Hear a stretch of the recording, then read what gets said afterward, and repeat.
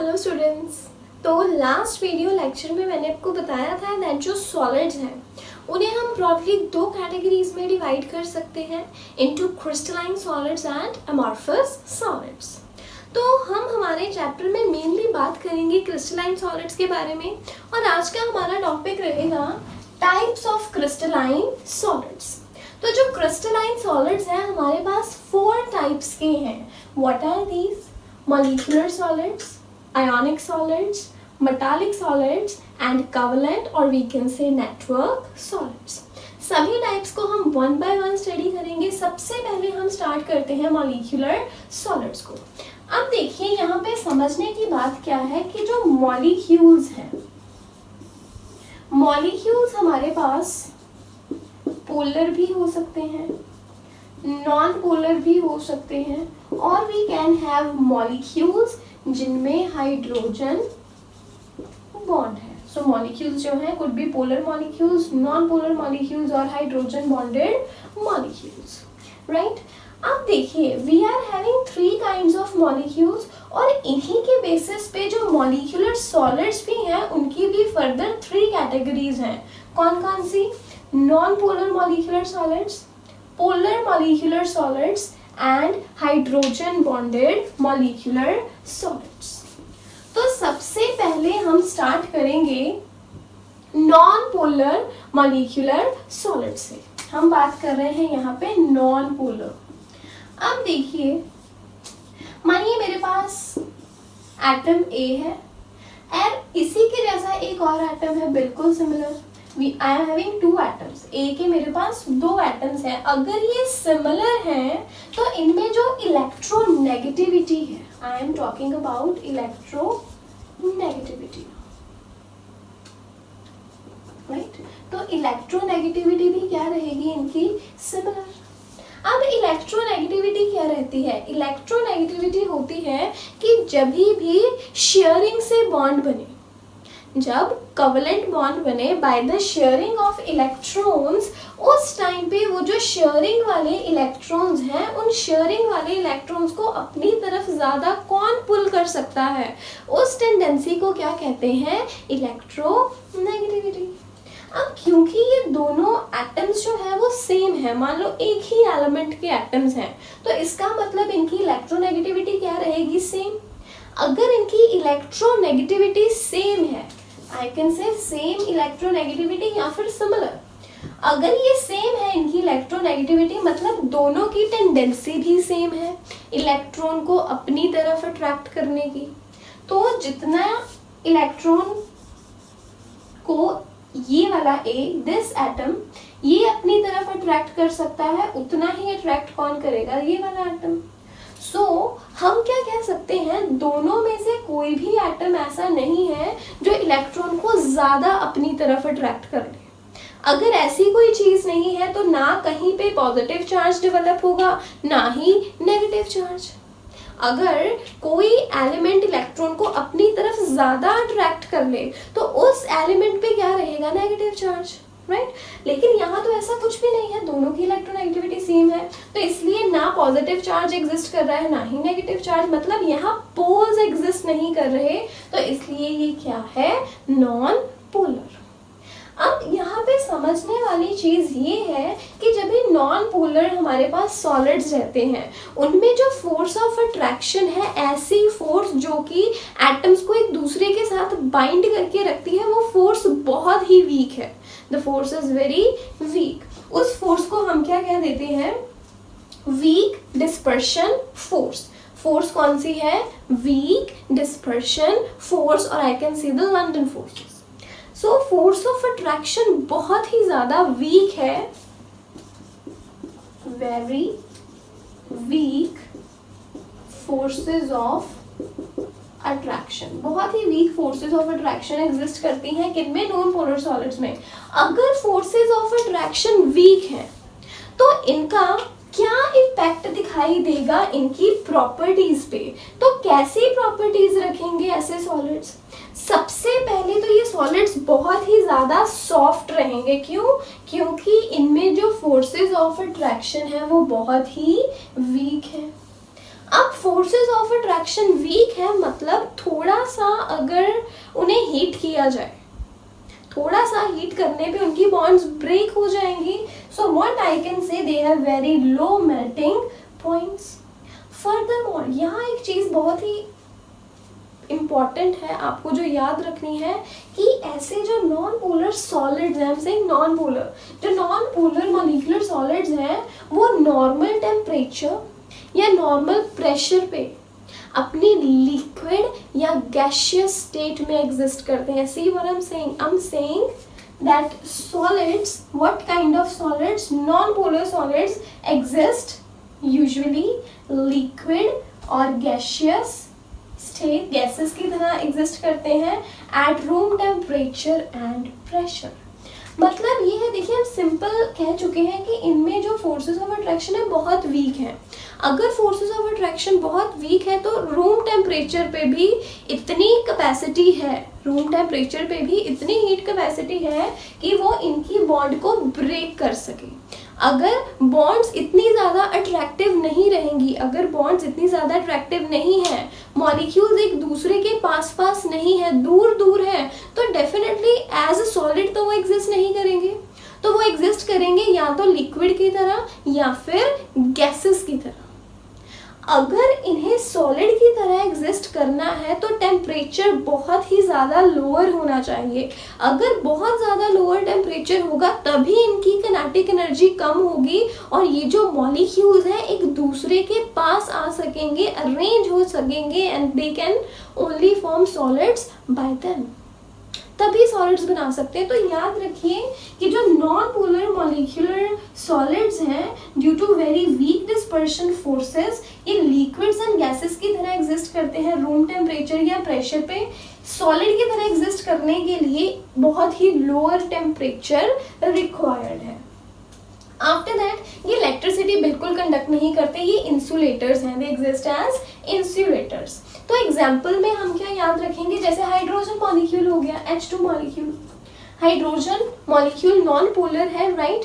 So normally ये gas की तरह एग्जिस्ट करेगा, लेकिन अगर टेम्परेचर को लोअर कर दिया जाए तब जाके पार्टिकल्स जो है वो सेटल हो सकते हैं. अदर एग्जाम्पल है इसकी आयोडीन I2, ये भी नॉन पोलर है. या फिर जो एटम्स हैं नोबल गैसेस के, जैसे नियॉन है हमारे पास, आर्गन है, हीलियम है. सो नोबल गैसेस के जो एटम्स हैं वो भी कहाँ फॉल करते हैं, into the category of non polar molecular solids. अब ये बोर्ड एग्जामिनेशंस के लिए आपके ये किस तरह से इंपॉर्टेंट है, देखिए आपको क्वेश्चंस किस तरह से रहते हैं. आपको एग्जाम्पल गिवन रहती है एंड आपको बताना है कि किस तरह का मॉलिक्यूलर सॉलिड है, या फिर आपको टाइप गिवन रहती है लाइक कि नॉन पोलर मॉलिक्यूलर सॉलिड की एग्जांपल बताओ, या फिर बताओ ये कैसी प्रॉपर्टीज रखता है. So these kind of questions. तो ये टॉपिक इजी है चाहे, लेकिन बोर्ड्स के लिए बहुत इंपॉर्टेंट है क्योंकि यहाँ से क्वेश्चंस बहुत अच्छे तरीके से बनते हैं. सो राइट, तो ये है हमारा यहाँ पे नॉन पोलर मॉलिक्यूलर सॉलिड. अब देखिए नेक्स्ट है हमारे पास पोलर मॉलिक्यूलर सॉलिड्स. अगर पोलर मॉलिक्यूलर सॉलिड्स हैं तो डेफिनेटली उसमें कॉन्स्टिट्यूएंट पार्टिकल्स क्या रहेंगे, पोलर मॉलिक्यूल्स. अगर हमारे पास नॉन पोलर मॉलिक्यूलर सॉलिड्स हैं तो कॉन्स्टिट्यूएंट पार्टिकल्स भी क्या होंगे, नॉन पोलर मॉलिक्यूल्स. तो अगर पोलर मॉलिक्यूलर सॉलिड्स हैं तो कॉन्स्टिट्यूएंट पार्टिकल्स क्या रहेंगे, पोलर मॉलिक्यूल्स. अब पोलर मॉलिक्यूल्स से हमारा क्या मीनिंग है, इफ आई से HCl, राइट, HCl है हमारे पास. अब हमें पता है जो हाइड्रोजन है इट इज लेस इलेक्ट्रोनेगेटिव, लेकिन जो क्लोरीन है इट इज मोर इलेक्ट्रोनेगेटिव. ज़्यादा इलेक्ट्रोनेगेटिव है, मतलब ये जो इनकी बॉन्ड है, अगर यहाँ पे इलेक्ट्रॉन्स मैं कहूँ शेयरिंग वाले जो इलेक्ट्रॉन्स हैं, शेयरिंग वाले इलेक्ट्रॉन्स को ज़्यादा अपनी तरफ अट्रैक्ट करके कौन रखेगा, chlorine, as compare to hydrogen. अगर शेयरिंग वाले बॉन्ड्स को ज़्यादा अपनी तरफ अट्रैक्ट कर लिया तो क्लोरीन पे क्या चार्ज आ जाएगा, डेल्टा नेगेटिव और सिंपली नेगेटिव चार्ज. इसी तरह से हाइड्रोजन पे क्या आ जाएगा, मान लो डेल्टा पॉजिटिव चार्ज. अब बहुत सारे मॉलिक्यूल्स हो ऐसे ही जिन पे डेल्टा नेगेटिव चार्ज भी है, डेल्टा पॉजिटिव चार्ज भी है.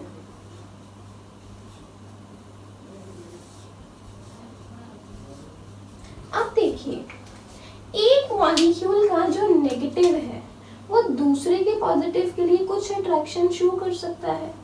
इसी तरह से यहाँ पे भी अट्रैक्शन हो सकती है। तो सभी मॉलिक्यूल्स में एक तरह से फोर्स ऑफ अट्रैक्शन अराइज होती है। उस फोर्स ऑफ अट्रैक्शन को हम क्या कहते हैं? Dipole forces of interaction. अब देखिए पॉजिटिव और नेगेटिव चार्ज हो गया ना, दो पोल्स अराइज हो गए, मतलब डाइपोल एग्जिस्ट कर रहा है। डाइपोल्स में आपस में फोर्सेस ऑफ अट्रैक्शन है, तो इन्हें हम क्या कहते हैं? Dipole forces of attraction. वैसे तो ये जो फोर्सेस ऑफ अट्रैक्शन है ये भी वीक है, ये जो डाइपोल फोर्सेस ऑफ अट्रैक्शन है ये भी वीक है, लेकिन ये लंडन या डिस्पर्शन फोर्सेस के कंपैरिजन में स्ट्रॉन्ग है। अदरवाइज वीक है लेकिन इनके कंपैरिजन में स्ट्रॉन्ग है। सो क्या रहेगा? इन फोर्सेस ऑफ अट्रैक्शन के बेसिस पे जो प्रॉपर्टीज हैं पोलर मॉलिक्यूलर सॉलिड्स की, वो बहुत ही कंपेरेबल रहेंगी किनके साथ? नॉन पोलर मॉलिक्यूलर सॉलिड्स के साथ। अब देखिए फोर्सेस ऑफ अट्रैक्शन है तो वीक ही, तो इसलिए अगर ये सॉफ्ट है तो इसका नेचर भी कैसा रहेगा? Soft, right. इफ आई से low melting point, weak force है इसलिए मेल्टिंग पॉइंट लो है, राइट। यहाँ भी फोर्सेस ऑफ अट्रैक्शन वीक है तो इसलिए जो पोलर मॉलिक्यूलर सॉलिड्स हैं उनका मेल्टिंग या बॉइलिंग पॉइंट भी लो है। बट क्योंकि ये जो डाइपोल फोर्सेस हैं वो डिस्पर्शन फोर्सेस से स्ट्रॉन्ग है, सो ओवरऑल या कह लो जनरली इनका मेल्टिंग या बॉइलिंग पॉइंट लो है, लेकिन जो भी इनका मेल्टिंग या बॉइलिंग पॉइंट रहेगा वो नॉन पोलर मॉलिक्यूलर सॉलिड्स से ज़्यादा रहेगा, क्योंकि ये जो दोनों फोर्सेस हैं कंपैरिजन में, ये जो डाइपोल फोर्स ऑफ अट्रैक्शन है ये ज़्यादा स्ट्रॉन्ग है as compare to weak dispersion force. Then after that ये जो हमारे पोलर मॉलिक्यूलर सॉलिड्स हैं वीक फोर्स होने के कारण ये भी नॉर्मल टेम्परेचर, रूम टेम्परेचर या प्रेशर पे लिक्विड या फिर गैस की तरह ही एग्जिस्ट करते हैं। सो अगर इन्हें भी सॉलिड फॉर्म में आना है तो टेम्परेचर सफिशिएंटली लोअर होना चाहिए सो दैट पार्टिकल्स एक दूसरे के नज़दीक आ सके। आफ्टर दैट यहाँ भी कंपेरेबल है इनकी प्रॉपर्टी, दोनों ही नॉन कंडक्टर्स हैं या कह लो इंसुलेटर्स हैं। So here we have comparison between non polar molecular solids and polar molecular solids. Main आपको चीज़ क्या याद रखनी है कि हर एक तरह का जो पोलर मॉलिक्यूलर सॉलिड है उसमें किस तरह के कॉन्स्टिट्यूएंट पार्टिकल्स आ रहे हैं और किस तरह की फोर्सेस ऑफ अट्रैक्शन उनमें एग्जिस्ट करती हैं। तो इन्हीं फोर्सेस ऑफ अट्रैक्शन के बेसिस पे जो प्रॉपर्टीज़ हैं उन प्रॉपर्टीज़ को डिफाइन कर सकते हैं। यहाँ लास्ट हम बात करते हैं हाइड्रोजन बॉन्डेड मॉलिक्यूलर सॉलिड्स के बारे में। देखिए नाम से ही यहाँ पता चल रहा है ऐसे मॉलिक्यूल्स जिनमें हाइड्रोजन बॉन्ड एग्जिस्ट करे उन्हें हम क्या कह सकते हैं? Hydrogen bonded molecular solids. और एग्जाम्पल बहुत कॉमन है आपके लिए, दैट इज आइस। सो क्या रहता है इसमें? जो वाटर मॉलिक्यूल्स हैं H2O मॉलिक्यूल्स, ये एक दूसरे के साथ अटैच रहते हैं किसके through? Via hydrogen bonds, right. तो क्या है यहाँ पे? देखिए ऑक्सीजन, एक मॉलिक्यूल का ऑक्सीजन दूसरे मॉलिक्यूल के हाइड्रोजन के साथ अट्रैक्टेड है, अटैच्ड है। ऐसी बॉन्ड को हम क्या कहते हैं? Hydrogen bond. अब याद क्या रखना है आपने कि जो हाइड्रोजन बॉन्ड है वो in comparison to dispersion force and dipole force of attraction, इन दोनों से ही ज़्यादा स्ट्रॉन्ग है। अगर ये फोर्स ज़्यादा स्ट्रॉन्ग है तो इसमें क्या रहता है कि जो भी हमारे पास सब्सटेंस है वो as a volatile liquid exist करेगा या फिर एग्जिस्ट करेगा in the form of soft solid. If we now talk about boiling point and the melting point, क्योंकि फोर्स ज़्यादा स्ट्रॉन्ग है, फोर्स ज़्यादा स्ट्रॉन्ग होने के कारण क्या रहेगा यहाँ पे कि जो नॉन पोलर मॉलिक्यूलर सॉलिड्स हैं एंड पोलर मॉलिक्यूलर सॉलिड्स हैं उनका मेल्टिंग या बॉइलिंग पॉइंट लो है, लेकिन ज़्यादा फोर्स ऑफ अट्रैक्शन होने के कारण जो हाइड्रोजन बॉन्डेड मॉलिक्यूलर सॉलिड्स में बॉइलिंग या मेल्टिंग पॉइंट है वो कंपैरेटिवली ज़्यादा है। लास्ट ये पॉइंट बिल्कुल सही है, दोनों में मतलब तीनों में ही बिल्कुल सिमिलर है कि तीनों के तीनों यहाँ पे इंसुलेटर्स हैं। यहाँ पे आप वीडियो पॉज करके ये सारा नोट कर सकते हैं और आपको बहुत ही अच्छा कंपैरिजन मिल जाएगा तीनों तरह के मॉलिक्यूलर सॉलिड्स में। Next we shall discuss ionic solids. देखिए यहाँ भी नाम ही सजेस्ट कर रहा है सब कुछ कि आयोनिक सॉलिड है। आयोनिक सॉलिड है तो डेफिनेटली जो कॉन्स्टिट्यूएंट पार्टिकल्स हैं वो क्या रहेंगे, आयंस। अब आयंस हमारे पास दोनों ही रहेंगे इसमें, पॉजिटिव भी एंड नेगेटिव भी। एग्जाम्पल के लिए आप क्या देख सकते हैं, Na positive Cl negative, that is sodium chloride. Sodium chloride हमारे लिए क्या है, एक आयोनिक सॉलिड। और ये जो आयोनिक सॉलिड है ये बहुत ही अच्छे वे में अरेंज रहते हैं, बहुत ही एक इनका रेगुलर अरेंजमेंट रहता है। और इसमें एक और चीज़ क्या है कि जो आयोनिक सॉलिड्स हैं, जो इनमें फोर्सेस ऑफ अट्रैक्शन है, फोर्सेस ऑफ अट्रैक्शन बहुत स्ट्रॉन्ग होती हैं और उन्हें हम क्या कहते हैं, इलेक्ट्रोस्टैटिक फोर्सेस ऑफ अट्रैक्शन। और ये बहुत ही स्ट्रॉन्ग है, ये आप याद रखिए, राइट। इसके बाद अगर मैं आपको NaCl का स्ट्रक्चर बताऊं तो NaCl के स्ट्रक्चर में क्या रहता है कि अगर मेरे पास एक Na पॉजिटिव आयन है, एक Na पॉजिटिव आयन के सराउंडिंग में 6 Cl नेगेटिव आयन्स रहेंगे और हर एक Cl नेगेटिव आयन के सराउंडिंग में क्या रहेंगे, 6 Na पॉजिटिव आयन्स। तो खुद ही देखिए कि जो अरेंजमेंट है कितनी रेगुलर है थ्रू आउट, पूरे स्ट्रक्चर में बहुत ही रेगुलरिटी मेंटेन रहती है, right. So this is the thing here. तो ये आप डेफिनेट पॉइंट याद रखें, this point is very important कि एक Na पॉजिटिव कितने Cl नेगेटिव से सराउंडेड रहता है, 6, या फिर एक Cl नेगेटिव कितने Na पॉजिटिव से सराउंडेड रहता है, that's also 6, right. So this is the thing here. अब देखिए हम कह रहे हैं कि इनमें फोर्सेस ऑफ अट्रैक्शन बहुत स्ट्रॉन्ग है, तो स्ट्रॉन्ग फोर्सेस ऑफ अट्रैक्शन पे ही इसके करैक्टरिस्टिक्स रहेंगे। जैसे पहला करैक्टरिस्टिक क्या है कि जो हमारे पास आयोनिक सॉलिड्स हैं ये बहुत ही हार्ड होते हैं, ब्रिटल होते हैं। अब देखिए आप अपने माइंड में जस्ट इमेजिन कि आप बात कर रहे हैं यहाँ सोडियम क्लोराइड की, मतलब we are talking about common salt. अब कॉमन सॉल्ट के क्रिस्टल को अपने दिमाग में लेके आइए। देखिए एक छोटा सा क्यूब है, उसका क्यूबिक सा स्ट्रक्चर है उसका, राइट, मतलब बहुत ही रेगुलर अरेंजमेंट है, ये हमने इमेजिन कर लिया। अब देखिए हार्ड रहता है वो crystal, so it is hard, लेकिन अगर हम उस पर प्रेशर अप्लाई करेंगे उसका जो क्रिस्टल है वो डिस्टॉर्ट हो जाएगा, मतलब उस क्रिस्टल को हम इजीली ब्रेक कर सकते हैं, so it is brittle. Next, क्योंकि फोर्सेस ऑफ अट्रैक्शन बहुत स्ट्रॉन्ग है इसलिए जो उनका मेल्टिंग या बॉइलिंग पॉइंट है वो डेफिनेटली हाई रहेगा, so they have high melting and boiling point. जबकि मेल्टिंग और बॉइलिंग पॉइंट जब हम मॉलिक्यूलर सॉलिड्स के बारे में देखते हैं उस टाइम पे हम लोग देखते हैं कि इनके melting points and boiling points क्या है, लो है। 3 तरह के मॉलिक्यूलर सॉलिड्स हैं, तीनों के केस में ही melting and boiling point generally low है, लेकिन आपस में वो वेरी कर जाते हैं। सो if I say ionic solid का कंपैरिजन अगर मॉलिक्यूलर सॉलिड से करें तो डेफिनेटली यहाँ पे higher melting and boiling points observe किए जाएंगे। नेक्स्ट है इनका इलेक्ट्रोलाइटिक बिहेवियर, कि ये इलेक्ट्रोलाइट्स हैं, दीज आर इलेक्ट्रोलाइट्स। इलेक्ट्रोलाइट्स क्या होते हैं, इलेक्ट्रोलाइट्स ऐसे सब्सटेंसेस होते हैं जो कि अपनी सॉलिड फॉर्म में इलेक्ट्रिसिटी कंडक्ट नहीं कर सकते, लेकिन अगर उनका बना दिया जाए एक्वस सॉल्यूशन या फिर उन्हें मेल्ट कर दिया जाए, वो अपनी मॉल्टन फॉर्म में आ जाए, उस टाइम पे वो डेफिनेटली इलेक्ट्रिसिटी कंडक्ट करते हैं। अब देखिए क्या है, अगर मैं कहूँ कि जो NaCl है या कोई भी आयोनिक सॉलिड है बहुत ही प्रॉपर शेप में है, मॉलिक्यूल्स बहुत ही स्ट्रांगली अटैच्ड है, तो मतलब क्या हो गया कि जो Na पॉजिटिव है वो Cl नेगेटिव के साथ बहुत ही स्ट्रांगली बाउंड है। अगर वो स्ट्रांगली बाउंड है सॉलिड स्टेट में, मतलब जो आयंस है Na positive and Cl negative वो मूव नहीं करेंगे। अगर बहुत ही स्ट्रांगली बाउंड है तो वो मूव नहीं करेंगे।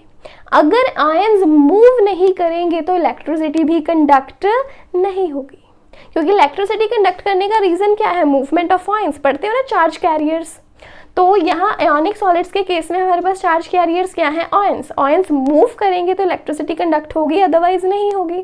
तो सॉलिड स्टेट में स्ट्रॉन्ग बाउंड होने के कारण वो मूव नहीं कर सकते, मूव नहीं करेंगे तो इलेक्ट्रिसिटी भी कंडक्ट नहीं करेंगे। लेकिन अगर हम नमक को वाटर में डिसॉल्व कर दे, मतलब उसका हम बना दे एक्वस सॉल्यूशन, क्या बना दे हम उसका, एक्वस सॉल्यूशन।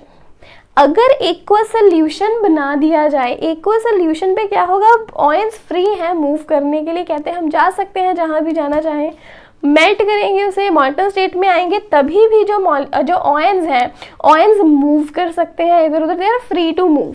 आयंस चाहे हैं वो एक्वस फॉर्म में, चाहे हैं वो मॉल्टन फॉर्म में, अब वो मूव कर सकते हैं। सिंस आयंस कैन मूव, इसलिए वो इलेक्ट्रिसिटी भी कंडक्ट कर सकते हैं। तो ये बहुत इंपॉर्टेंट पॉइंट है यहाँ पे हमारे लिए, दैट जो आयोनिक सॉलिड्स हैं वो सॉलिड स्टेट में इलेक्ट्रिसिटी कंडक्ट नहीं करते, जबकि अगर वो आ जाए अपने एक्वस सॉल्यूशन में या फिर मॉल्टन स्टेट में, तब वो इलेक्ट्रिसिटी कंडक्ट करते हैं। अब यही स्ट्रॉन्ग बॉन्ड है, high melting and boiling point है, इसलिए इनका जो एंथैल्पी ऑफ वेपोराइजेशन है वो भी बहुत ही ज़्यादा हाई है। अब देखिए ये एग्जिस्ट कर रहा है as Na positive and Cl negative. NaCl ऐसे ही एग्जिस्ट करता है Na positive and Cl negative की तरह, तो ये पोलर हो गया नेचर में। और हमें पता है दैट लाइक डिसॉल्व्स लाइक, जो जैसा है वो वैसे में डिसॉल्व करेगा। अगर NaCl पोलर है तो ये पोलर सॉल्वेंट में ही डिसॉल्व करेगा, नॉन पोलर में ये डिसॉल्व नहीं कर सकता। So they are highly soluble in polar solvents like water, पानी में अच्छे से नमक डिसॉल्व होता है।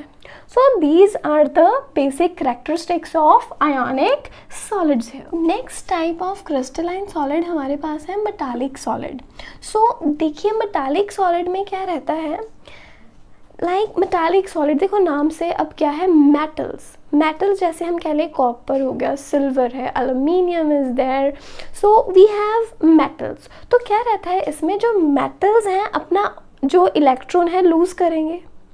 अगर मैं बात करूं कॉपर की, कॉपर मान लीजिए अपने दो इलेक्ट्रॉन्स लूज करता है और किस में कन्वर्ट हो जाएगा, कॉपर 2 पॉजिटिव में। अगर कॉपर है, कॉपर अपने 2 इलेक्ट्रॉन्स लूज करेगा तो किस में कन्वर्ट हो जाएगा, कॉपर 2 पॉजिटिव में। अब ये क्या बन गया, कॉपर का आयन, और इसने 2 इलेक्ट्रॉन्स को लूज कर दिया। अब एक मेटालिक सॉलिड में बहुत सारे, अगर मैं कॉपर की बात कर रही हूँ मेटल की, तो मेटालिक सॉलिड में जो मेटल एटम्स हैं, बहुत सारे मेटल एटम्स हैं सॉलिड में। तो अगर सभी जो मेटल एटम्स हैं वो अपने अपने इलेक्ट्रॉन्स को डोनेट कर दे, तो देखो कितने सारे इलेक्ट्रॉन्स हो जाएंगे। अब एक मेटल का पूरा सॉलिड है, उसमें एक ही मेटल एटम तो नहीं होगा, so many atoms are there. सभी एटम्स जब अपने इलेक्ट्रॉन्स को डोनेट करेंगे तो कितने सारे इलेक्ट्रॉन्स बन जाएंगे। तो वो जो इलेक्ट्रॉन्स हैं, now they are free to move about the crystal. वो क्रिस्टल है जो पूरा का पूरा मेटल का स्ट्रक्चर है, उसमें बड़े आराम से इधर उधर मूव कर सकते हैं, they are free to move. Mobile electrons है। अब उन मोबाइल इलेक्ट्रॉन्स में क्या प्रेजेंट है, पॉजिटिवली चार्ज्ड मेटल आयंस।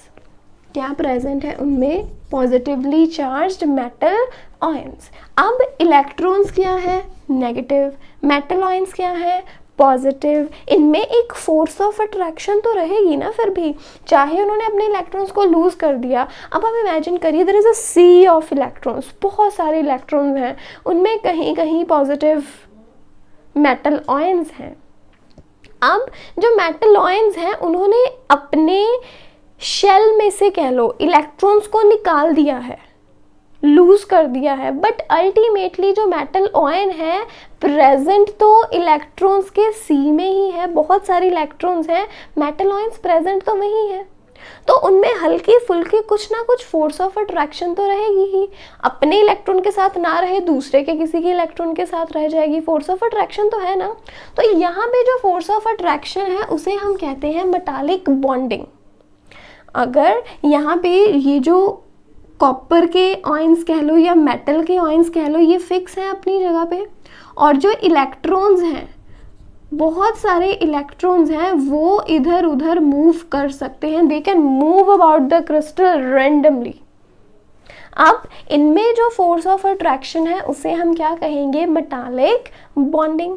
तो हम यहाँ क्या कंक्लूड करते हैं कि मेटालिक सॉलिड में जो मेटल आयंस हैं दे आर एम्बेडेड, वो बिल्कुल गढ़े हुए हैं, इमर्ज्ड हैं किसमें, in a sea of negative mobile electrons. Mobile electrons के सी में वो एम्बेडेड है, ऐसे इलेक्ट्रॉन्स जो मूव कर सकते हैं, राइट। अब देखिए अभी तो ये रैंडमली मूव कर रहे हैं, लेकिन अगर इन्हें इन पे पोटेंशियल डिफरेंस अप्लाई कर दिया जाए, राइट, अभी तो ये क्या है, रैंडमली मूव कर रहे हैं, लेकिन अगर मान लो हम पोटेंशियल डिफरेंस अप्लाई कर दें, पोटेंशियल डिफरेंस अप्लाई करने पे क्या रहेगा हमारे पास, देखिए ये बैटरी का पॉजिटिव टर्मिनल है, ये नेगेटिव टर्मिनल है, तो सभी के सभी इलेक्ट्रॉन्स क्या करेंगे, एक डायरेक्शन में मूव करना शुरू कर देंगे। कहाँ मूव करेंगे, टुवर्ड्स द पॉजिटिव टर्मिनल। सभी इलेक्ट्रॉन्स अब एक डायरेक्शन में मूव कर रहे हैं। डेफिनेटली ये जो पॉजिटिव यहाँ पे मेटल आयन है इन्हें क्रॉस करके जा रहे हैं इनके नेटवर्क सिस्टम को, but they are moving in one direction. जब इलेक्ट्रॉन्स एक पर्टिकुलर डायरेक्शन में मूव करते हैं, हमें पता है वो क्या कंडक्ट करेंगे उस टाइम पे, current, right. So they are very good conductors of electricity. तो इसीलिए हम कहते हैं कि मेटल्स जो हैं वो अच्छे कंडक्टर्स रहते हैं इलेक्ट्रिसिटी के। क्यों, क्योंकि भाई उनमें रैंडम या कह लो डी लोकलाइज्ड इलेक्ट्रॉन्स हैं, ऐसे इलेक्ट्रॉन्स जो मूव कर सकते हैं। तो ये बहुत अच्छे कंडक्टर हैं इलेक्ट्रिसिटी के। इसके अलावा आप देखिए जब हम किचन में काम करते हैं, सो वी आर, अगर हमारे पास वेसल में कुछ मान लो सब्जी वगैरह बननी रखी है, तो जब हम मान लो उसमें कड़छी लगाने की कोशिश करें या फिर चम्मच की हेल्प से करें, तो क्या होगा, अगर हम स्पून को एक एंड से गर्म करते हैं तो वो सारी की सारी जो हीट है वो दूसरी साइड पे भी ट्रांसफ़र होगी। क्यों होगी, इनकी वजह से।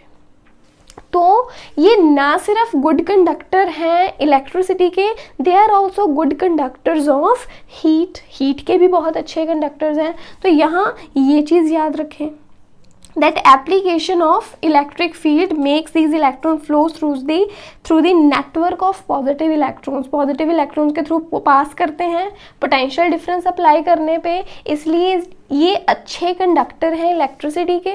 अगर एक एंड पे भी, अगर पूरे मेटल के, अब ये मेटल है, पूरे मेटल के एक एंड पे हम लोग हीट का सोर्स, मतलब कि हीट जो है ज़्यादा करते हैं, तो यहाँ से हीट जो है ट्रांसफ़र होती होती यूनिफॉर्मली ट्रांसफ़र होती पूरे मेटल सॉलिड तक ट्रांसफ़र हो जाएगी। अब आयरन रॉड हो चाहे आयरन बार है, एक एंड से गर्म करेंगे तो धीरे धीरे करते करते यूनिफॉर्मली हीट है जो वो स्प्रेड हो जाएगी थ्रू आउट। तो यहाँ से क्या हम कह सकते हैं कि जो मेटालिक सॉलिड है बहुत ही अच्छे कंडक्टर्स हैं वो हीट के भी, और इनमें मेटालिक बॉन्डिंग्स बहुत स्ट्रॉन्ग होती हैं। इनकी स्ट्रॉन्ग बॉन्डिंग के कारण ये जनरली हमें हार्ड मिलते हैं, हार्डनेस इनमें ज़्यादा रहती है। आफ्टर दैट लस्ट्रस है, इनमें फ्री इलेक्ट्रॉन्स हैं। फ्री इलेक्ट्रॉन्स हैं क्योंकि उन फ्री इलेक्ट्रॉन्स की वजह से ये लस्ट्रस भी रहते हैं, शाइनी भी रहते हैं। आफ्टर दैट जो मेटल्स हैं they are malleable and ductile, मतलब इन्हें शीट्स में भी कन्वर्ट कर सकते हैं, इन्हें वायर्स में भी कन्वर्ट कर सकते हैं। तो ये है हमारे पास important properties of metallic solids. हमें ये प्रॉपर्टीज पता है क्योंकि हम छोटी क्लासेस से करते आ रहे हैं, लेकिन ये क्यों है ये प्रॉपर्टीज, ये कॉन्सेप्ट इसका बहुत इंपॉर्टेंट है, राइट। तो हमेशा याद रखिए मेटालिक सॉलिड में there is a sea of negative electrons, negative electrons का सी है, और उसमें क्या प्रेजेंट है, पॉजिटिव मेटल आयंस, और इनमें जो फोर्स ऑफ अट्रैक्शन है उसे क्या कहते हैं, मेटालिक बॉन्डिंग, और इसी की वजह से ये सारी प्रॉपर्टीज ये एग्जिबिट करते हैं। ये चीज़ यहाँ याद रखिए। Next we shall discuss covalent solids. याद रखिए कोवलेंट सॉलिड्स को नेटवर्क सॉलिड्स भी कहा जाता है। अब क्यों ऐसा कहते हैं, देखिए कोवलेंट सॉलिड्स हैं, कोवलेंट सॉलिड्स में बेसिकली रहते हैं नॉन मेटल्स। नॉन मेटल्स आपस में एक दूसरे के साथ कोवलेंट बॉन्ड्स के साथ अटैच रहते हैं, क्योंकि मेन जो बॉन्ड्स हैं यहाँ पे कोवलेंट बॉन्ड्स हैं, इसीलिए उन्हें क्या कहते हैं, कोवलेंट सॉलिड्स। अब बहुत सारे नॉन मेटल के जो एटम्स हैं एक दूसरे के साथ कनेक्टेड है, पूरा नेटवर्क सिस्टम बना हुआ है, वो एक जायंट मॉलिक्यूल्स बनाते हैं, मतलब बड़े बड़े मॉलिक्यूल्स बनाते हैं, इसलिए उन्हें नेटवर्क सॉलिड्स भी कहते हैं। अब देखिए जायंट मॉलिक्यूल्स समझने के लिए आप अपने माइंड में एग्जांपल दीजिए कार्बन की। कार्बन हमें पता है टेट्रावैलेंट है, मतलब वो 4 कोवलेंट बॉन्ड्स बना सकता है और बहुत बड़े बड़े कंपाउंड्स भी बनाता है, राइट।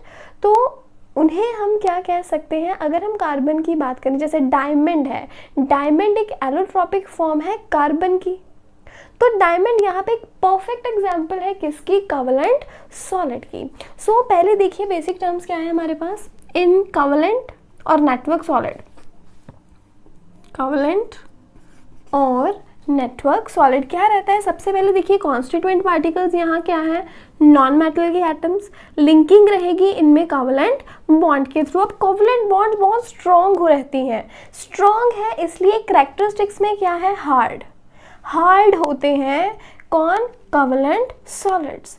मेल्टिंग पॉइंट इनका बहुत हाई है, देखिए सब कुछ बॉन्ड की वजह से है, बॉन्ड अगर स्ट्रॉन्ग है तो मेल्टिंग पॉइंट डेफिनेटली हाई रहेगा, बॉन्ड अगर वीक है as in the case of molecular solids तो मेल्टिंग पॉइंट और बॉइलिंग पॉइंट है वो अपने आप ही लो रह जाते हैं। तो यहाँ कोवलेंट बॉन्ड स्ट्रॉन्ग है इसलिए मेल्टिंग पॉइंट भी बहुत ज़्यादा हाई है। आफ्टर दैट ये पुअर कंडक्टर्स होते हैं इलेक्ट्रिसिटी के। अब डायमंड की ज्वेलरी पहनते हैं लोग, अगर वही डायमंड इलेक्ट्रिसिटी कंडक्ट करता होता तो इट वॉजंट पॉसिबल, राइट। तो यहाँ पे क्या है, पुअर कंडक्टर्स हैं ये इलेक्ट्रिसिटी के। इसका भी रीज़न यही है कि जैसे मैं कह रही हूँ कार्बन इज टेट्रावैलेंट, वो 4 बॉन्ड्स बना रहा है। एक कार्बन के आउटर मोस्ट शेल में 4 इलेक्ट्रॉन्स हैं, 4 वैलेंस इलेक्ट्रॉन्स हैं। 4 वैलेंस इलेक्ट्रॉन्स सभी अपनी अपनी बॉन्ड्स बनाने में बिजी हैं, सभी ने कोवलेंट बॉन्ड बनाई हुई है, तो वहाँ कोई फ्री इलेक्ट्रॉन है ही नहीं जो इलेक्ट्रिसिटी कंडक्ट करे। तो इसलिए जनरली क्या है, ये नॉन कंडक्टर्स होते हैं इलेक्ट्रिसिटी के। और इन सभी चीज़ों की एक्सेप्शन हमारे पास क्या आ जाती है, ग्रेफाइट। अब हमें पता है दैट डायमंड एंड ग्रेफाइट दोनों ही कार्बन की एलोट्रॉपिक फॉर्म्स हैं। एलोट्रॉपिक फॉर्म्स है मतलब दोनों में ही कार्बन एटम्स हैं, लेकिन दो टोटली ऑपोजिट हमारे पास फॉर्म्स हैं। यहाँ हम क्या कह रहे हैं कि ये जो नेटवर्क सॉलिड्स हैं या कोवलेंट सॉलिड्स हैं ये हार्ड हैं, लेकिन मैं अगर बात करूँ पेंसिल, जिस पेंसिल से तुम लोग लिखते हो उसका जो सामने लेड है वो किस चीज़ का बना हुआ है, ग्रेफाइट का, लेकिन वो तो आसानी से टूट जाता है, राइट। तो वो सॉफ्ट है वहाँ पे। डायमंड बहुत ज़्यादा लस्ट्रस है, चलिए वो उसके एंगल्स हैं, बट इन कंपैरिजन जो ग्रेफाइट है वो ग्रेइश टोन पे रहता है। अब हम यहाँ कह रहे हैं दैट जो कोवलेंट हमारे पास सॉलिड है, जैसे कि एग्जांपल में आप डायमंड देखिए, डायमंड पुअर कंडक्टर है इलेक्ट्रिसिटी का, लेकिन वहीं पे जो ग्रेफाइट है it is a good conductor of electricity. देखिए दोनों में ही कार्बन एटम्स हैं, दोनों ही कार्बन की एलोट्रॉपिक फॉर्म्स हैं, लेकिन ऐसा क्या हो गया दैट जो कार्बन है इन the form of diamond, diamond में जो कार्बन है वो इलेक्ट्रिसिटी कंडक्ट नहीं कर रहा, diamond is a non conductor, लेकिन जो ग्रेफाइट है, ग्रेफाइट इलेक्ट्रिसिटी कंडक्ट करता है। Why so? अब ये सारी चीज़ें हैं इनके स्ट्रक्चर में। ये है हमारे पास डायमंड का स्ट्रक्चर, यहाँ है हमारे पास ग्रेफाइट। डायमंड में क्या है कि हर एक जो कार्बन एटम है उसके सराउंडिंग में 4 और कार्बन एटम्स हैं। जैसे ये तो मैंने एक पार्ट इसका पिक किया है ना, ये फर्दर एंड फर्दर इसका यही 3D नेटवर्क सिस्टम चलता रहेगा। तो इसमें क्या रहता है, हर एक कार्बन एटम 4 और कार्बन एटम्स के साथ सराउंडेड है। अब देखिए कार्बन की वैलेंसी ही 4 है, 4 के 4 एटम्स अगर बॉन्ड बनाने में बिजी हैं तो क्या हमारे पास कोई ऐसा इलेक्ट्रॉन अवेलेबल है जो इलेक्ट्रिसिटी कंडक्ट करे? We don't have any mobile electron, mobile electron नहीं है तो वो इलेक्ट्रिसिटी भी कंडक्ट नहीं करेगा। But in the case of graphite, graphite के केस में एक कार्बन एटम सिर्फ और सिर्फ, मतलब कि एक कार्बन एटम के सराउंडिंग में सिर्फ और सिर्फ 3 कार्बन एटम्स और रहेंगे। राइट। सो एक की सराउंडिंग में ज़्यादा से ज़्यादा 3 आ जाएंगे। अब ये तो है मैंने 2 डायमेंशनल स्पेस में शो किया है ना, बट अगर जो इसका पूरा का पूरा एक 3D स्ट्रक्चर है, 3D स्ट्रक्चर में क्या रहता है, एक कार्बन सराउंडेड रहता है 3 कार्बन एटम्स के साथ। This is a 2D structure, planar structure है। 3 डायमेंशनल में याद रखिए एक कार्बन सराउंडिंग में कितने हैं, 3 कार्बन्स बिजी हैं बॉन्ड बनाने में, लेकिन जो 4th कार्बन है वो फ्री है। It is free to move about the crystal, पूरे वो स्पेस में मूव कर सकता है। अगर ये इलेक्ट्रॉन फ्री है, ये मूव कर सकता है, तो डेफिनेटली जो ग्रेफाइट है वो इलेक्ट्रिसिटी भी कंडक्ट कर सकता है क्योंकि उसके पास फ्री इलेक्ट्रॉन है। तो ये एक बहुत ही अच्छा क्वेश्चन है that why do graphite conduct electricity while diamond does not, कि डायमंड इलेक्ट्रिसिटी नहीं कंडक्ट कर सकता जबकि दोनों ही कार्बन की ही फॉर्म्स हैं। तो यहाँ आप ये रीज़न देंगे, आप इसमें ये बताएंगे कि इसमें चारों के चारों जो इलेक्ट्रॉन्स हैं वो बिजी हैं कोवलेंट बॉन्ड्स बनाने में, और इन the case of graphite 3 busy हैं इलेक्ट्रॉन बनाने में, एक इलेक्ट्रॉन बहुत बिल्कुल फ्री है, so it can conduct electricity. इसके अलावा क्या चीज़ रहती है, अब देखिए, अब अगर हम ग्रेफाइट के स्ट्रक्चर को देखें, यहाँ पे हमें डिफरेंट लेयर्स दिखाई दे रही हैं, हेक्सागोनल लेयर्स बनी हुई हैं, डिफरेंट लेयर्स हैं। अब ये जो डिफरेंट लेयर्स हैं इनमें भी किसी तरह की फोर्स ऑफ अट्रैक्शन रहती है। उस फोर्स ऑफ अट्रैक्शन को हम कहते हैं van der Waals force of attraction. ये जो डिफरेंट लेयर्स हैं ग्रेफाइट में, ये भी एक दूसरे के साथ अट्रैक्टेड है, बहुत वीक सी फोर्स है, बहुत वीक फोर्स एग्जिस्ट करती है। कौन सी, van der Waals force of attraction. अब आप सोच के देखिए, पेंसिल के साथ आप पेपर पे लिख सकते हैं, अब क्या कारण है कि पेंसिल की हेल्प से आप लिख सकते हो। सो द थिंग इज कि ये जो फोर्सेज ऑफ अट्रैक्शन है इनमें वैन डर वाल, ये बहुत ही वीक है। When you glide the pencil over a paper, paper पे आप पेंसिल ग्लाइड करते हो तो ये जो लेयर्स हैं ये थोड़ी शिफ्ट हो जाते हैं, ये भी स्लाइड हो जाती हैं। इनके शिफ्ट होने की वजह से मार्क आता है पेपर के ऊपर। So that's why that you can write on a paper with a pencil. क्यों, क्योंकि उसका जो कह लो की पेंसिल है उसमें जो सिक्का रहता है वो किसका है, ग्रेफाइट का। It helps you to write. So this is the thing here. तो ये 2 चीज़ें हैं, बिल्कुल याद रखिए कि इनमें जो फोर्सेस ऑफ अट्रैक्शन है बहुत वीक है, इतनी वीक कि जो लेयर्स हैं ये एक दूसरे के ऊपर इजीली ग्लाइड कर सकती हैं। So this is the thing here. So what we have done so far, 4 तरह के हमने टाइप्स पढ़े, किसके, क्रिस्टलाइन सॉलिड के। मॉलिक्यूलर की फर्दर 3 टाइप्स थी, कौन कौन सी, polar solids, non polar solids and hydrogen bonded solids. Then we studied ionic solids थे हमारे पास जिसमें आयंस रहते हैं, constituent particles. Then metallic solids were there जिनमें मेटालिक बॉन्ड रहती है, सी ऑफ इलेक्ट्रॉन इज देयर, और जिसमें क्या एम्बेडेड रहते हैं, metal ions. Then we have covalent और नेटवर्क सॉलिड्स, सभी की हमने करेक्टरिस्टिक्स भी की हैं। तो यहाँ पे ये टॉपिक डेफिनेटली बहुत इजी है, but it is important for your board examinations. So ये टॉपिक बहुत ही ध्यान से कीजिए, चाहे तो वीडियो पॉज करें, एक बार से सब कुछ नोट कर लें, and that's all for today.